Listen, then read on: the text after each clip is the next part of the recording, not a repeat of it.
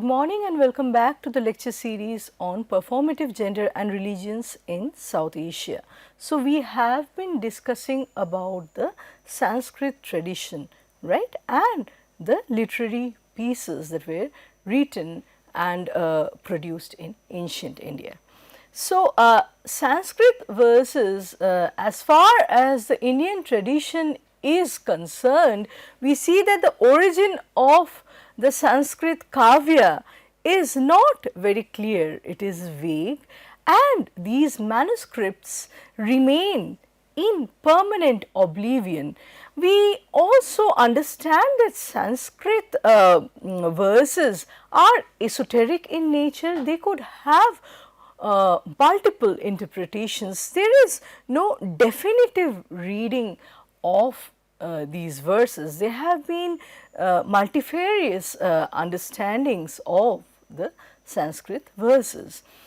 Now, during the period when Bhama and Kalidasa, great poets from the Sanskrit tradition, were writing, this period was understood as a renaissance in Sanskrit tradition, Sanskrit literature.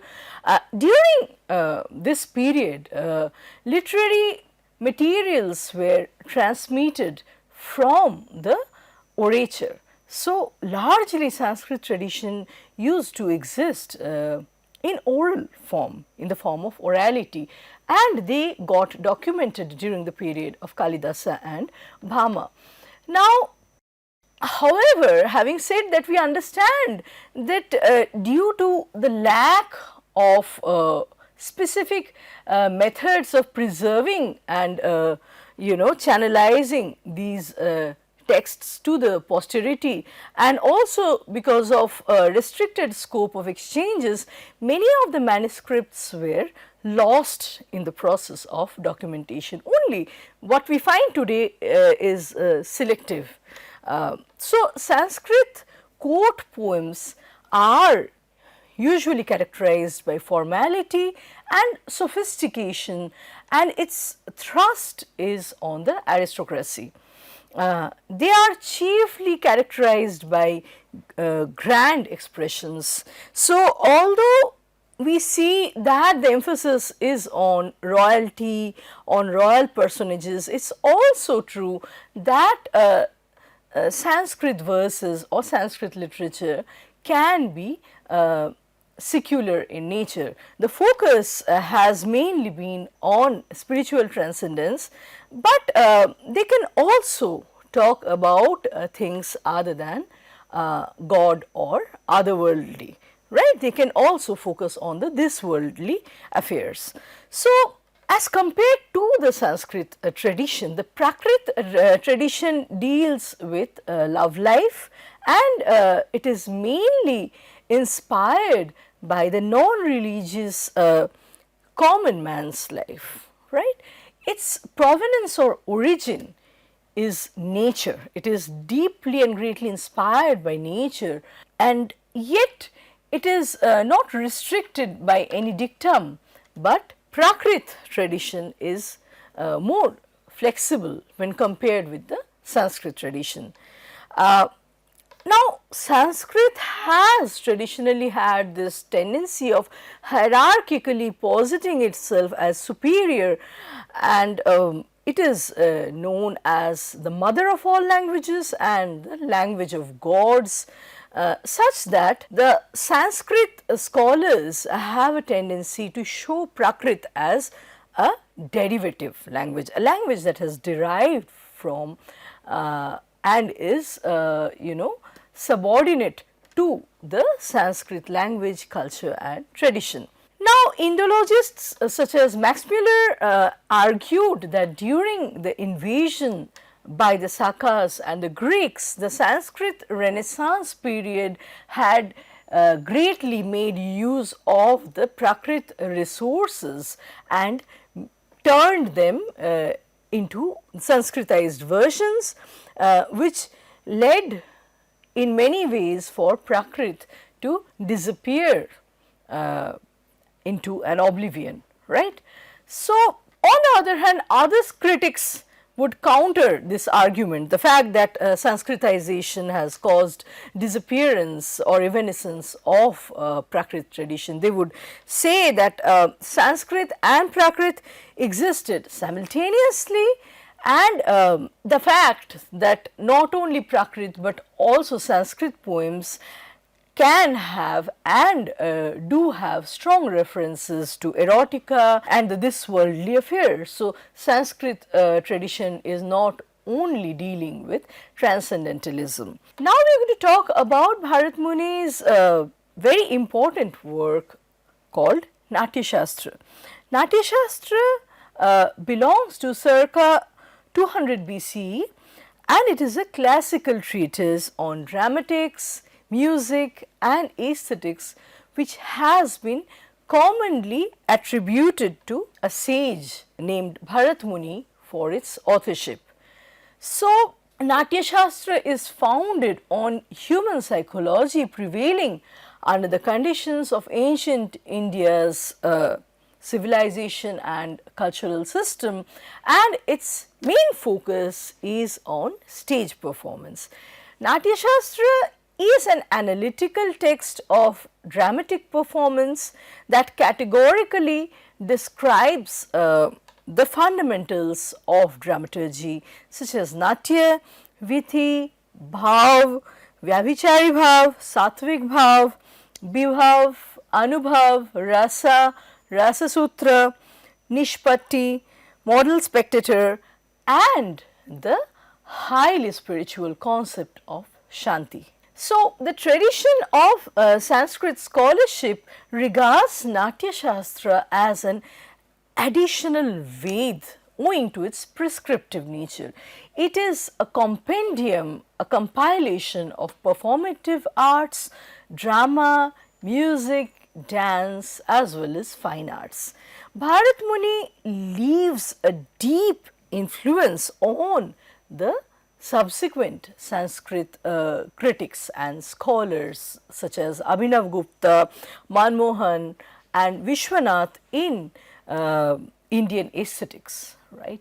So, Rasa theory is at the heart of the Natyashastra, and Bharata Muni is remembered as the exponent of this Rasa theory. So, now we are going to talk about what rasa is, what bhava is, all these things that shape the basic premises of Natyashastra. So, Natyashastra provides an insight into the psychology of aesthetic reception, and it has been acknowledged as offering a scientific exposition of rasa theory, which makes it a distinctive contribution, a significant contribution in the form of Natya Rasas. So, it is a compilation based on the scientific application of reason to human nature and human experiences. So, it could be possible that the basis of the practical experience of rasas form the foundation or bedrock for the aesthetics of art and fine arts. Natyashastra is a depiction and a communication pertaining to the emotions of all the three worlds. So, it is a kind of diktat, like I said, it comprises diktats regarding the emotions, the commentary regarding the emotions pertaining to all the three worlds as envisioned by the Sanatan Dharma, and it includes a wide variety of settings. These settings could be sport, wealth, peace of mind, laughter, combat or war, sexual passion as well as sacrifice. So, all the different activities that make up the common man's life. So, according to Bharat, Natyashastra imitates the manifold conducts of the world. Besides serving the purpose of entertainment and pleasure, Natyashastra plays an instrumental role in instructing about the worldly affairs. So, like we already said, the Sanskrit verses and the mother of all Sanskrit verses, or the origin of all these verses being Natyashastra, is not only dealing with spirituality and transcendentalism, the otherworldly, but is also deeply rooted, deeply entrenched in the this worldly, the secular aspects of our lives. Natyashastra encompasses all kinds of knowledge, craft, love, art and fine art, design, emotion and acts pertaining to or centered on the human life. This work offers an imagination about the happenings in the lives of not only humans, but gods, demons. Among humans it deals with kings, families, men, women, as well as the sages who have acquired spiritual knowledge. In fact, the nature and behavior of the world are explained as intimately connected with happiness and misery. These are the two tropes or the two themes that are consistently present in Sanskrit artworks. One is the happiness, the other is misery. Natyashastra renders the different human emotions through physical and other forms of acting. So, according to Bharat, the entire nature of human beings as connected with the experience of happiness and misery, joy and sorrow is presented through the process of histrionics, what he calls as abhinay, and this is explained well in the Natyashastra through the concept of Natya.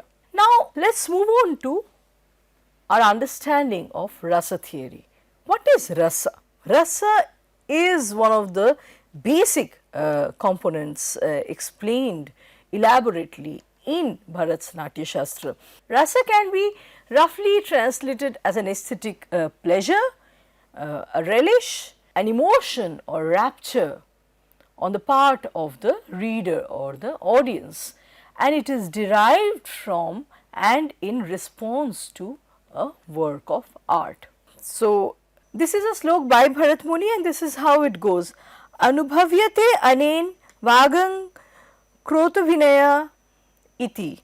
It means, it defines the bhava as the constant state of mind or a sentiment. I will repeat again, Anubhavyate anen vagang krotabhinaya iti. So, bhav as the constant state of mind or a sentiment, whereas rasa is the dominant emotion or feeling. So, according to Bharat, it is in combination with affect or mental states that are known as bhavas present in a work that rasa or emotion arises. So, affect and mental states combine and from there emerges the rasa or emotion. Bhavas can be roughly translated as psychophysiological states in the human, and they are largely classified into three kinds. The sthayi bhavas, the vyavichari bhavas, also known as sanchari bhava, and the sattvic bhavas. So, sthayi bhavas can be translated broadly as the stable or permanent states, and they are the ones which dominate or persist throughout a piece of work. Sthayi bhavas dominate or persist throughout a piece of work. In other words, the sthayi bhavas can be said to set the prevalent mood of a given work. They could be angry, they could be sad, terrifying, and that is the prevailing mood, like I said, in a given piece of work. On the other hand, the various fleeting or transitory states that come and go and that accompany these sthayi bhavas are generated alongside the sthayi bhavas are called the sanchari bhavas, right. They are the ancillary bhavas.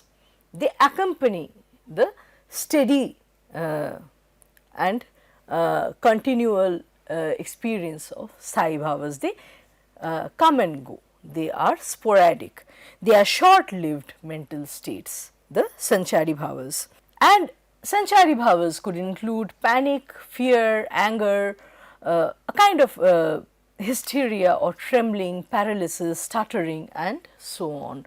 So, the sattvic bhavas are very similar to the vyabhichari bhavas and the sanchari bhavas. However, in dramatic enactment, it is quite difficult to imitate and perform the sattvic bhavas. Now, for the mental state or bhavas to be generated, there must be some cause or stimulus which give rise to an effect in a character or a subject or a situation.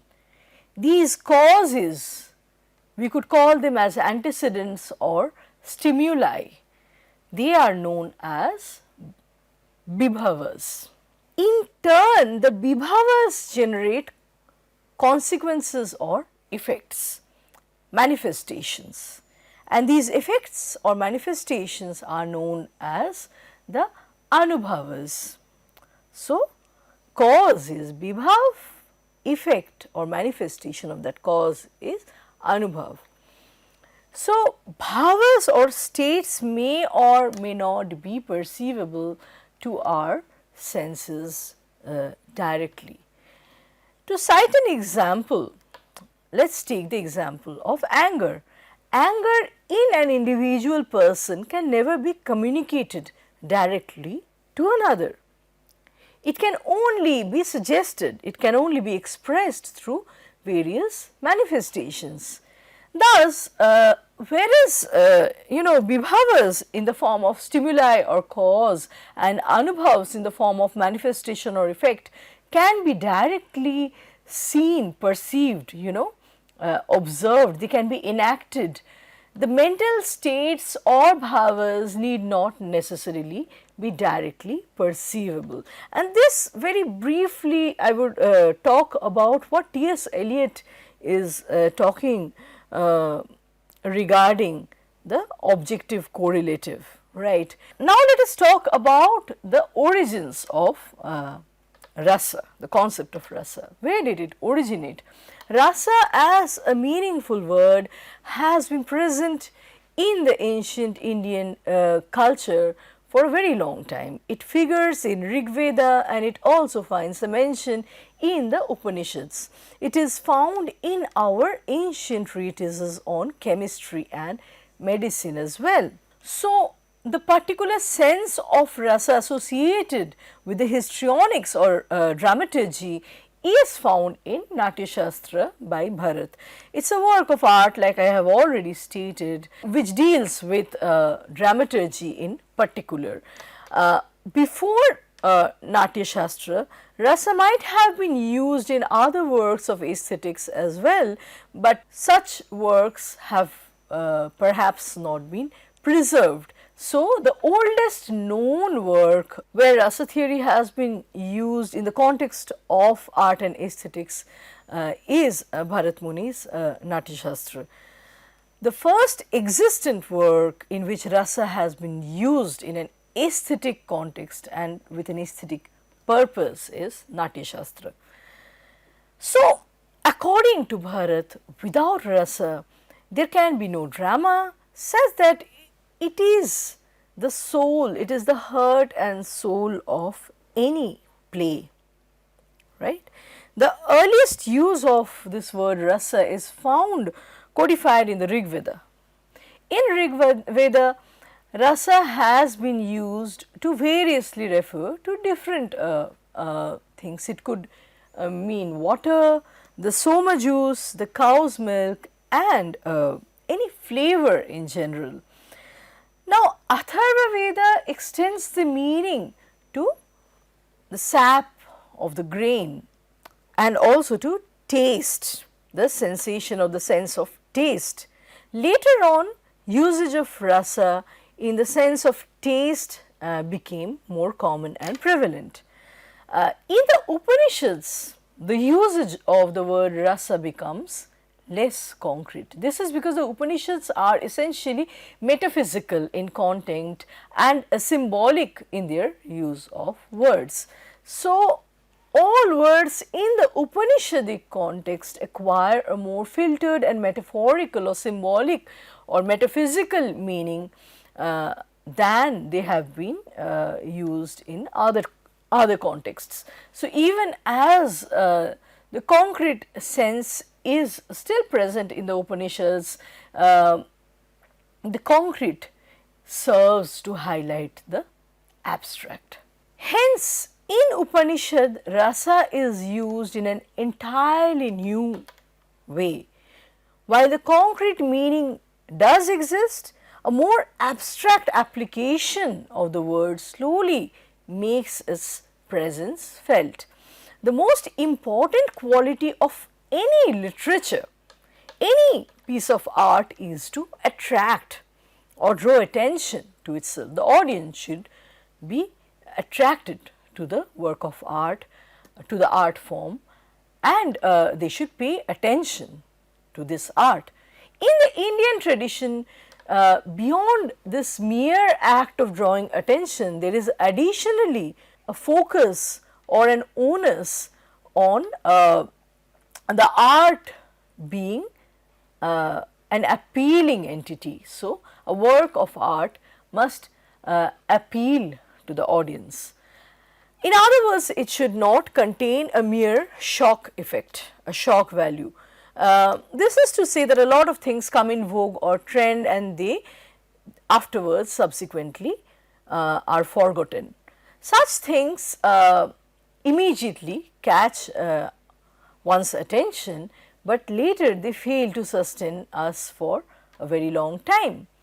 After the initial impact, the things in trend, the things in fashion may not have enough ingredient or impact to grip our thoughts or our attention.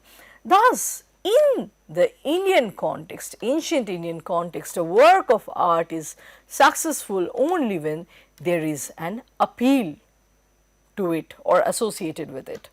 According to Bharat, without rasa, there can be no appeal.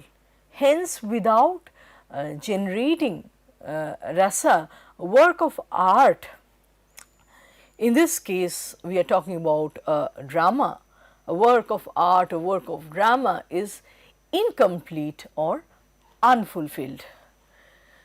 So, the main target of appeal for a dramatic work is the spectator or the audience. To appeal, the topic must have components that evoke rasa. The major ingredients that induce or evoke a rasa are available in the text. So, since a topic or a text can appeal to the audience only through an act of communication, it thereby suggests or implies that rasa arises through the communication of bhava present in an art to the audience. So, since a topic or a text can appeal to the audience only through an act of communication, it thereby implies that rasa arises through the communication of a bhava that is present in a work of art to the audience. If we have to sum up, rasa is indispensable to any art form or work of art, and it plays an intrinsic, fundamental role in successful execution, successful communication of an art form. With this, I am going to stop our lecture here today. Thank you.